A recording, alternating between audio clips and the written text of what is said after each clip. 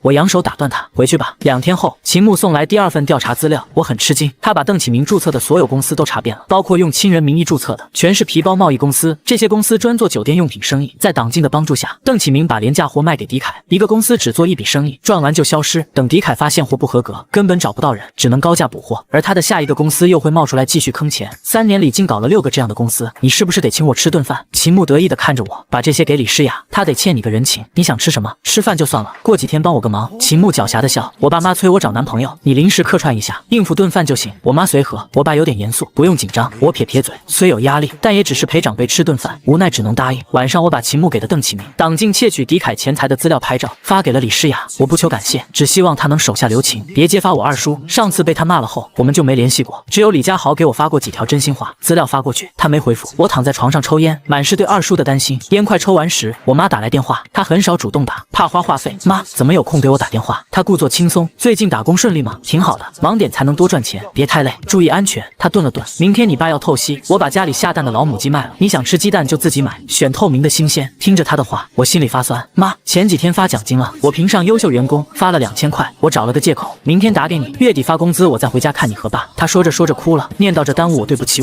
我的心更沉重了。之后我去健身会所找二叔蹭饭，李家豪天天泡在这，身材练得越来越好，见我来了，非要请请私教们去酒吧。尹一华觉得吵，提议路边吃烧烤喝啤酒。夜市摊前，我们7、8个人要了2打啤酒，吃到一半，20几个手持棍棒的人围了过来，带头的正是大学城酒吧被我们打的男生。没事的，让一让，今天我找他。他指着李家豪，众人目光都落在二叔身上。李家豪起身骂道：“人多吓唬老子，有种单挑，就人多欺负你人少。”对方嚣张道：“我看谁敢多管闲事。”二叔起身道：“哥们，退一步算了，有事喝酒解决，你看行不？”“行啊。”男生走到桌边，倒了杯啤酒，冷笑看着李家豪，跪着把这杯酒喝了，咱俩的事就过了。李家豪顿时破口大骂，啤酒直接泼在他脸上。李家豪抓起酒瓶要反击，对方纷纷扛起钢管，恶斗一触即发。李家豪见状怂了，没敢动手。段文涛更得意了，伸着头指着自己的头：“来来来，往这打！我策划今天很久了，明天拿视频给小晴看，让她知道你多怂，还敢跟我抢女人！你这个死爸死妈的玩意也配！打你只是第一步，你姐的狄凯董事长也当到头了。今天你跪下来求我，我或许能让我爸继续支持他。”周围一阵哄笑，李家豪脸色铁青，手都在抖。我们这边5个男人，我没战斗力，他又怂了，只剩二叔和另外2人，对方却有20几个。提到李诗雅，李家豪终于服软，我认怂，我跪。他腿一软就要跪下，二叔左手抓住他的肩膀，右手抄起啤酒瓶，直奔段文涛的头砸下去。我以为二叔年纪大了会收敛，没想到他比以前更疯狂。酒瓶破碎的瞬间，他箭步冲上前，一脚把段文涛踹出3米远。对方20几人拿着钢管围上来，起初对方仗着人多嚣张，可当有人被二叔开瓢逃跑后，他们气势全崩，纷纷撒腿就跑。我彻底看呆了，尹一华和2个女教练没动手也没拉架，等对方跑光了才递上纸巾。李家豪脸上喜忧参半，段文涛是狄凯股东的儿子，他怕自己的事牵连李诗雅，之前才会服软，打架难逃被抓。二叔让我们先走吧，他留在这等警察。二哥，这是我扛。李家豪挺身说道：“二哥你快点走。”尹一华急了，他知道二叔现在不能进派出所。不用了，二叔叼起烟道：“我和家豪留下，其他人先走，是福不是祸。陈凡你也走，别让你爸妈担心。”他挥手催我，表情不耐烦：“走吧。”尹一华拉着我